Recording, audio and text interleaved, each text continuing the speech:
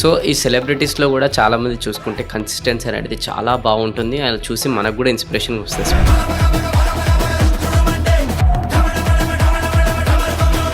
Especially NTR గారినే తీసుకుందాం, junior NTR గారిని. రాఖీ మూవీలో చూసుకున్నట్టయితే చాలా లావుగా ఉండే, అండ్ దాని తర్వాత ఎమదొంగ, మళ్ళీ టెంపర్, ఇలాంటి మూవీస్లో అనేది చాలా అంటే చాలా సిక్స్ ప్యాక్స్ లాంటి బాడీ అనేది ట్రాన్స్ఫార్మ్ చేస్తారు. అండ్ అదే కంటిన్యూషన్ కూడా చేస్తున్నారు అనమాట. సో ఈ రోజు కూడా ఆ ఫోటో ఈ ఫోటో పక్కన పెడితే ఇలా పెట్టుకోలేమో అనిపిస్తుంది. ఒక 30 years తర్వాత ఎంత లావ్ అయి ఉంటారేమో అనిపిస్తుంది. అంత చేంజ్ అవ్వరు.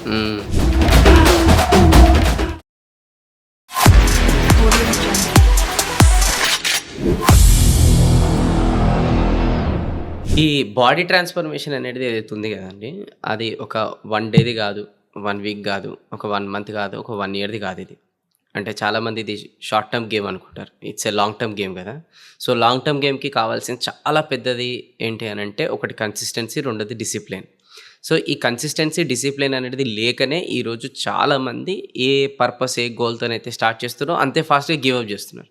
సో ఈ గివప్ చేయకుండా ఉండడానికి సో మీరు 100 మందిని ట్రైన్ చేశారు కాబట్టి, సో దాన్ని దృష్టిలో పెట్టుకొని ఒక కన్సిస్టెన్సీకి, డిసిప్లిన్ మెయింటైన్ చేయడానికి కొన్ని ఏదైనా సజెషన్స్?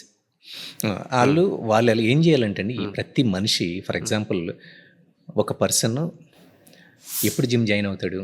వెయిట్ ఎక్కువ ఉంటే, లేదంటే అండర్ వెయిట్ ఉంటే, లేదంటే అతని మైండ్లో ఏదో ఒక విజన్, ఎవరో హీరోని చూసినప్పుడు, మోడల్ని చూసినప్పుడు, ఒక బాడీ బిల్డర్ని చూసినప్పుడు సో ఇన్స్పైర్ అవుతాడు అలా అవ్వాలి అని అంటే. సో అవ్వాలి అంటే అతని బ్యాక్గ్రౌండ్ తీసుకుంటే, ఆర్టిస్ట్ బ్యాక్గ్రౌండ్ తీసుకుంటే, అతను ఒక 10 years నుంచి జిమ్ చేస్తూ ఉంటాడు. కానీ అతని ట్రాన్స్ఫర్మేషన్ 3 monthsలో చేశాను, 6 monthsలో చేశాను అని చెప్తారు. కానీ అతని ఫౌండేషన్ 10 years నుంచి ఉంది. వీళ్ళు దాన్ని తీసుకోకుండా ఆ షార్ట్ టర్మ్ ఏదైతే ఉందో దాన్నే లాంగ్ టర్మ్ గోల్ అనుకుంటారు. సో ప్రతి మనిషి వాళ్ళ ట్రాన్స్ఫర్మేషన్ జర్నీ ఎలా ఉండాలంటే, micro goal, okay, so macro goal, meso goal, ఇలాగే క్రియేట్ చేసుకోవాలి. దాన్ని కొంచెం చిన్నగా, మైక్రో గోల్ అంటే చిన్నగా, అంటే ఫస్ట్ 1 monthలో మీరు ఏం ట్రాన్స్ఫార్మ్ అవుదాం అనుకుంటారు? మీ గోల్ ఏంటి? ఒక 1 kg, 2 kgs, లేదు మీ లైఫ్ స్టైల్ చేంజ్ చేస్తారు. Okay, so macro goal, Mysore goal, macro goal and meso goal. Okay, so macro goal అంటే ఫర్ ఎగ్జాంపుల్ మీరు 6 months పీరియడ్, 6 monthsలో ఏమవుదాం అనుకుంటున్నారు, లేదు 1 yearలో మీ ఓవరాల్ ట్రాన్స్ఫర్మేషన్ ఏంటి. సో ఇలా రైట్, చాలా బాగుంది. అండ్ ఇంకోటి, ఇప్పుడు మనం కొంచెం డెప్త్లోకి వెళ్దాం. ఎందుకంటే చాలామందికి పీపుల్కి ఈరోజు ఏంటంటే, ఏదో బాడీ ట్రాన్స్ఫర్మేషన్ అవ్వాలనుకుంటారు, కానీ ఎలా అవుతుంది అనేది ఒక బేసిక్ కామన్ సెన్స్తో కూడుకున్న పాయింట్స్ తెలియదనమాట. అంటే జనరల్గా ఒక మనిషి బాడీకి డైలీ ఏమేమి అవసరం ఉంటుంది, లైక్ ప్రోటీన్ ఉంటుంది, కార్బ్స్ ఉంటుంది, న్యూట్రియంట్స్ ఉంటాయి కదా. ఇందులో ఏమేమి ఉంటాయి, ఏది ఎంత అవసరం ఉంటుంది జనరల్గా కామన్గా? అన్నీ అవసరమేనండి. అంటే ఫస్ట్ ఆఫ్ ఆల్ ఏమేమి ఉంటాయి అందులో? సో డైలీ మనిషి కార్బోహైడ్రేట్స్ని కన్జ్యూమ్ చేస్తాం, కార్బోహైడ్రేట్స్ కన్జ్యూమ్ చేస్తాం, ఫ్యాట్స్ని కన్జ్యూమ్ చేస్తాం, గుడ్ అమౌంట్ ఆఫ్ ఫైబర్స్ని తీసుకుంటాం. సో ఈ ఫైబర్ కోసం వెజిటబుల్స్ని యాడ్ చేసుకుంటాం. ఓకే, సో దీంతో పాటు మనం ఫ్రూట్స్ని, వైటమిన్స్ అండ్ మినరల్స్ కోసం ఫ్రూట్స్ని యాడ్ చేసుకుంటాం. అంటే ఇప్పుడు జనరల్గా ఇప్పుడు మిడిల్ క్లాస్ ఫ్యామిలీస్లో చూసుకున్నట్టయితే, లోవర్ మిడిల్ క్లాస్ ఫ్యామిలీ చూసుకున్నట్టయితే, పొద్దుల్లో వంగనే ఇడ్లీ ఆర్ చట్నీ, దోశ వగర, మధ్యాహ్నం వచ్చేసి మళ్ళీ అన్నము కర్రీ, రాత్రి అన్నం కర్రీ, ఇవే ఉంటాయి. మరి వీటిలో ఒక మనిషికి సరిపోయేవన్నీ కూడా వస్తున్నట్టా లేదు? సో అందుకనే కదా ఇప్పుడు మీరు ఇడ్లీ, దోశ ఇవన్నీ అన్నారు, దానిలో ప్రోటీన్ సోర్సెస్ ఎక్కడ ఉన్నాయి? లేవు, చాలా తక్కువ ఉన్నాయి. అదే తెలియదు. సో అందుకనే ఒక 35 yearsకి వచ్చేసరికి, 40 years వచ్చేసరికి ఒక ఫీమేల్ నీ పెయిన్స్, లోవర్ బ్యాక్ ఇష్యూస్ వస్తున్నాయి. మీకు అర్థమైందా? అదే. సో హైలీ ఎడ్యుకేటెడ్ పీపుల్ చాలా మంది ఈరోజు చూస్తున్న 40 దాటాక నీ రిప్లేస్మెంట్ కూడా ఎక్కువ, మెనోపాజ్ స్టేజ్కి వెళ్ళక ముందే స్టార్ట్ అయిపోతున్నాయి ఇవన్నీ. సో ఇది అంత ప్రాబ్లం ఏంటి? Protein deficiency, vitamin deficiency. Okay, అది ఫ్రమ్ ఎప్పటి నుంచో బ్యాక్గ్రౌండ్ ప్రాపర్గా ఉంటే కనుక, అంటే మార్నింగ్ 2 దోశలు తింటున్నారు, 2 దోశల్లో ఒక ఎగ్ యాడ్ చేసుకొని ఎగ్ దోశ తినండి, కరెక్ట్, ప్రోటీన్ దొరికేస్తుంది అక్కడ. ఓకే, మన ఇంట్లో దొరికే ప్రోటీన్ సోర్సెస్నే కన్జ్యూమ్ చేయడం. రైట్. అంటే అదే ఇప్పుడు నేను ఇందాక మీకు చెప్పినట్టు ఇడ్లీ, దోశ ఆర్ మధ్యాహ్నము అన్నము ప్లస్ కర్రీ, అండ్ సాయంత్రం అన్నం plus curry, protein rich curries, paneer కానీ, సోయా కానీ, సో బీన్స్ కానీ, దాల్ కానీ, లేదా స్పినాచ్, ఇలా ఉండాలి. కొంచెం చూజీగా ఉంటే దట్స్ ఇట్, సరిపోతుంది. రైట్. అంటే ఇప్పుడు మన డైలీ లైఫ్లో న్యూట్రియంట్స్ కూడా ఇంపార్టెంట్ కదా. అసలు న్యూట్రియంట్స్ అంటే ఏంటి, ఆ న్యూట్రియంట్స్ ఎందులో నుంచి వస్తాయి, అండ్ అది తీసుకోవడం ద్వారా మనకి నెక్స్ట్ ఏం జరుగుతుంది బాడీ? ఇప్పుడు మీరు న్యూట్రియంట్స్ తీసుకున్నా తీసుకోకపోయినా మీరు సర్వే అవుతారు. ఓకే, మీరు రోజు 3 పూట్ల పచ్చడన్నం తిన్నా సరే మీకు ఎనర్జీ బాగానే ఉంటుంది, సర్వే అవుతారు.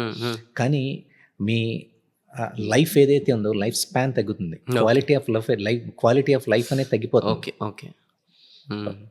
మనం ఇంతకుముందు అనుకున్నాం కదా 50 ఇయర్స్లో కూడా ఒక 20 ఇయర్స్ పర్సన్ ఎనర్జీ ఎంత ఉందో, ఎంత స్ట్రెంత్ ఉందో అలా ఉండాలని. అవి ఉండే పని, జరిగే పని కాదు.